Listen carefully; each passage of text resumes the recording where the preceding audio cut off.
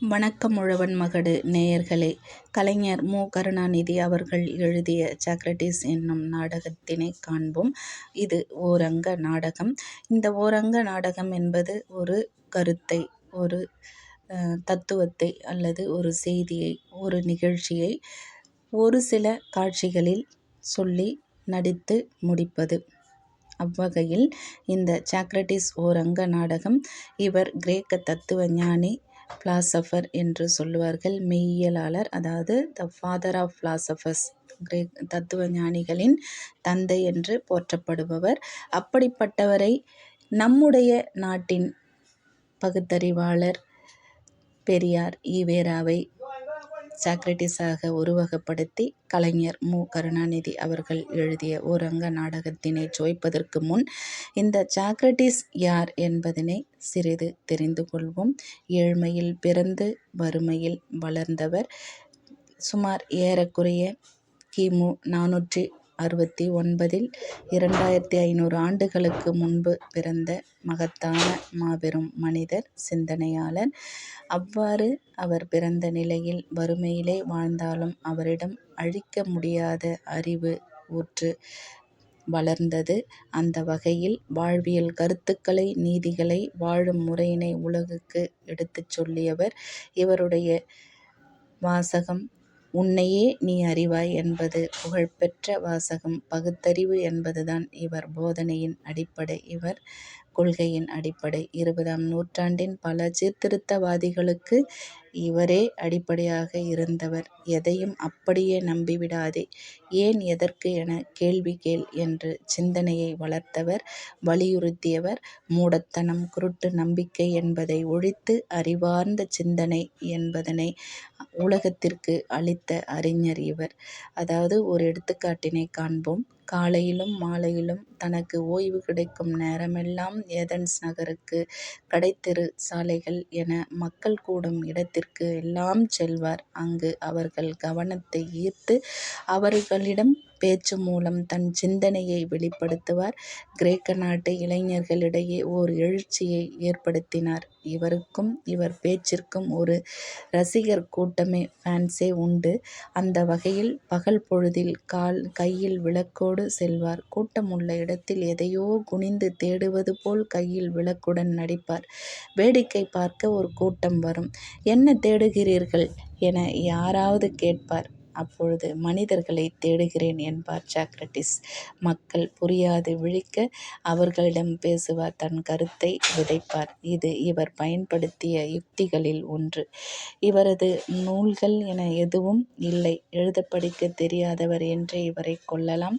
ஆனால் இவரைப் பற்றி இவருடைய மாணவர் பிளேட்டோ மற்றும் செலோஃபோன் இவரை பற்றி தம் நூல்கள் வழி எழுதியுள்ளார்கள். அதனால் அறிய முடிகின்றது. இவருடைய கொள்கையினால் எங்கே நம் ஆட்சிக்கு ஆபத்து வந்துவிடுமோ என்று அச்சம் கொண்ட ஒரு சமுதாயத்தினர் சீர்திருத்த நினைத்த இவர் மீது கிரேக்க இளைஞர்களை கெடுக்கிறார் சாக்ரடீஸ் என்று குற்றம் சாட்டப்பட்டு இவர் மீது வழக்கு தொடுக்கப்பட்டு கைது செய்யப்பட்டார். விசாரணை என்ற பெயரில் ஒரு போலி நாடகம். ஏனென்றால் இவரை கொல்ல வேண்டும், அதுதான் அவர்களுடைய நோக்கம். இல்லை என்றால் இவருடைய கொள்கைகளால் ஈர்க்கப்பட்டு இந்த ஆட்சிக்கு ஆபத்து வந்துவிடும் என்பதனால், ஊறு நேர்ந்துவிடும் என்பதனால் விசாரணை என்ற பெயரில் ஒரு போலி நாடகம் நடத்தி சாக்ரடீஸ் மீது குற்றச்சாட்டினை ஆணித்தரமாக வைத்தார்கள். ஆனால் சாக்ரடீஸ் அந்த குற்றச்சாட்டினை எதிர்த்து ஆணித்தரமாக மறுத்தார். தவறு என ஒத்துக்கொள்ளவோ தண்டனைக்கு அஞ்சவோ இவர் இசையவே இல்லை, மன்னிப்பும் கேட்கவில்லை. தனக்கு விதிக்கப்பட்ட தண்டனையை ஏற்றார். அப்படிப்பட்ட தண்டனை என்ன தண்டனை தெரியுமா? மரண தண்டனை. அதனையும் மகிழ்வோடு ஏற்றார். அந்த மரண தண்டனை கூட அஞ்சாத மேதை அவர். அதற்கு முன்பே சாக்ரடீஸ் மரணம் பற்றிய ஒரு அழகான கருத்தை போதனையாக கொடுத்தவர். அப்படி அந்த கருத்தினை சுவைப்போம். மரணம் பற்றி கவலைப்படாதே. நீ இருக்கும் வரை மரணம் வரப்போவதில்லை. அது என்னவென்று உனக்கு தெரியாது. அது வந்தபோது நீயே இருக்கப் போவதில்லை. பிறகு ஏன் கவலை என்றார் இவர். அதுபோலவே தனது அறிவு போதனைக்கு ஆசியாளர் தந்த பரிசை ஏற்றார். அந்த ஆட்சியாளர்கள் கொடுத்த பரிசினை ஏற்றவர். எப்படி விஷம் கொடுத்து கொல்லப்பட வேண்டும் என்பது தீர்ப்பு. 30 நாட்கள் சிறையில் அடைக்கப்பட்டு 30வது நாள் என்ன செய்ய வேண்டும்? அவரை பாலில் நச்சு கலந்து கொடுத்து இறக்கச் செய்ய வேண்டும். அதுவும் உலவிக்கொண்டே இருக்க வேண்டும். பின்பு உணர்வு இழந்த பிறகு அவர் படுக்கையில் சாய வேண்டும். இதுதான் இந்த நாடகத்தினை நம்முடைய கலைஞர் அவர்கள், பகுத்தறிவாளர் ஈவேரா பெரியார் அவர்களை உருவகப்படுத்தி காட்சிப்படுத்தி இருக்கும் அந்த நாடகத்தினை சுவைப்போம் வாருங்கள்.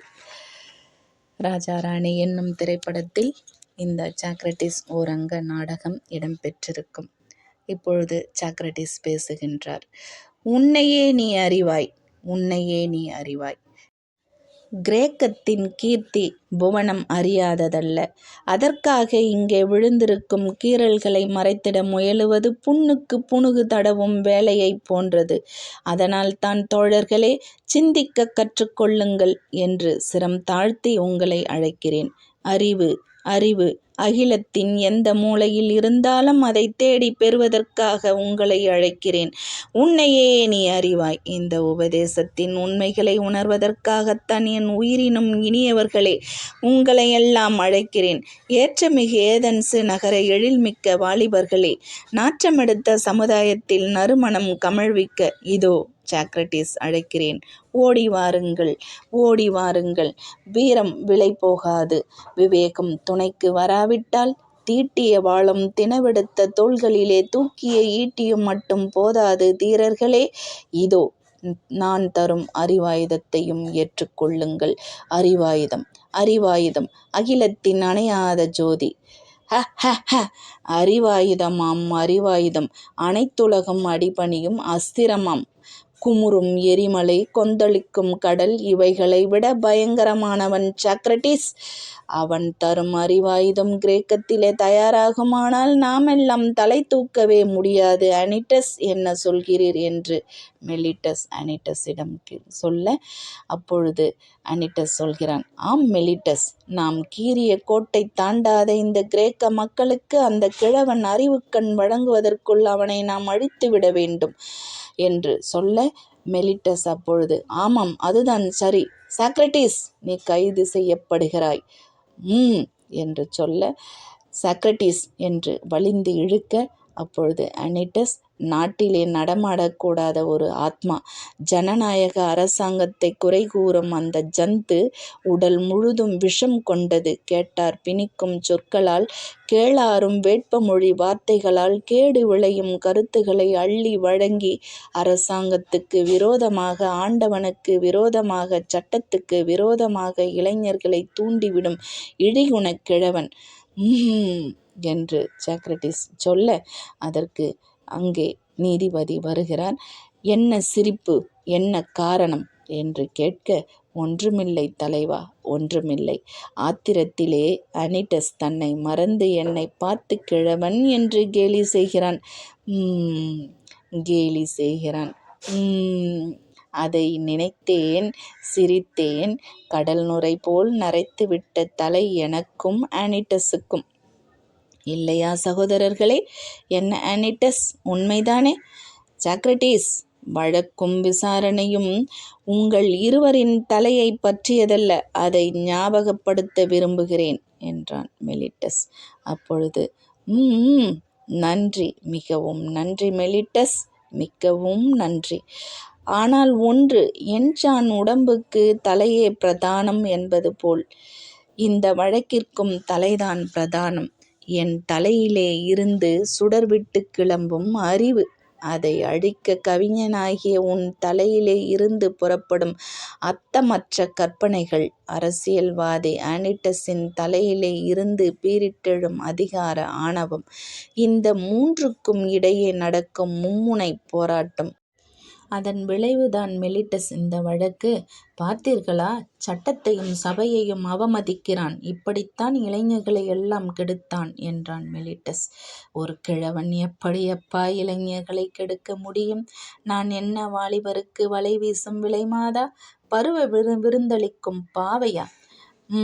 மாதரிடமில்லாத மயக்குமொழி வாலிபருக்கு வலை வீசும் வனிதையரும் பெற்றிடாத வசீகரச் சொல் அலங்காரம், வார்த்தை ஜாலம், அடுக்குத் தொடர், இப்படிப் பல மாயங்கள் கற்றவர் நீர் என்றான் மெலிட்டஸ். மந்திரவாதி என்று கூடச் சொல்வாய். அன்புள்ள இளைஞனே, ஏதென்சு நகரிலே நான் ஒருவன் மட்டும்தான் இளைஞர்களைக் கெடுக்கிறேன், அப்படித்தானே? அப்பொழுது மெலிட்டஸ் ஆமாம் என்றான். மீண்டும் சாக்ரட்டிஸ் நீ கெடுக்கவில்லை. இல்லை என்றான் மெலிட்டஸ். ஆனிட்டஸ் என்று சாக்ரட்டிஸ் கேட்க, அப்பொழுதும் மெலிட்டஸ் இல்லை என்றான். டித்திலிகன் என்று சாக்ரட்டிஸ் கேட்க, அப்பொழுது மெலிட்டஸ் இல்லை என்றான். இந்த நீதிபதி என்றார் சாக்ரட்டிஸ். இல்லை என்றான் மெலிட்டஸ். யாருமே இளைஞர்களை கெடுக்கவில்லை. எல்லோருமே இளைஞர்களுக்கு நன்மையே செய்கிறார்கள், என்னைத் தவிர. அப்படித்தானே? ஆமாம் ஆமாம் என்றான் மெலிட்டஸ். ஹ ஹ ஹ, அத்தனை பேரும். ஏன், ஏதென்சு நகரமே அவர்களை திருத்தும்போது நான் ஒருவன் எப்படியப்பா அவர்களுடைய பாதையை திருப்ப முடியும்? ஒரு குடம் பாலுக்கு ஒரு துளி விஷம் என்றான் ஆனிட்டஸ். ஏன், இப்படியும் சொல்லலாமே. இருண்ட வீட்டிற்கு ஒரு விளக்கு. என்ன மெலிட்டஸ் திகைக்கிறாய்? சபையோர்களே, வாலிபர்கள் என்னைச் சுற்றி வானம்பாடிகள் போல் வட்டமிடக் காரணம் என்னுடைய வார்த்தை அலங்காரம் அல்ல, வளம் குறையா கருத்துகள், தரம் குறையா கொள்கைகள், இந்த தரணிக்குத் தேவையான தங்கம் நிகர் எண்ணங்கள். அழகு மொழியால் அலங்கார அடுக்குகளால் அரும்பு உள்ளங்களை மயக்குகிறேன் என்று சொல்கிறார்களே, அவர்களை நான் கேட்கிறேன். அந்த மொழி எனக்கு மட்டும் சொந்தமல்லவே. அவர்கள் அதை பேசக்கூடாது என்று நான் தடை போட்டது கிடையாதே. பேசிப் பார்க்கட்டுமே. அவர்களும் ஆம், பேசித் தோற்றவர்கள். பேசித் தோற்றவர்கள். சாக்ரட்டீஸ், பேச்சை நிறுத்தும். விளக்கம் தேவையில்லை.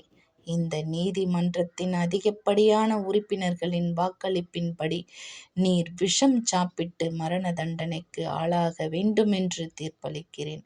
ஒரு வாக்கு எண்ணிக்கையில் இவர் மரண தண்டனைக்கு ஆளாக்கப்படுகின்றார். அதை நீதிபதி சொல்ல, அங்கே தன் மனைவியை பார்த்து சாக்ரட்டிஸ் சொல்லுகின்றார். பார்த்தாயா, பயனற்ற தத்துவ விசாரணையில் காலத்தை கழிக்கிறேன், வீண்வாதம் புரிந்து தொல்லைப்படுகிறேன் என்றெல்லாம் கோபித்துக் கொண்டாயே.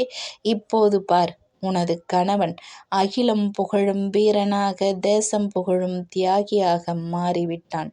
அன்புள்ள எக்ஸேந்துபி, நீ மிகவும் பாக்கியசாலி.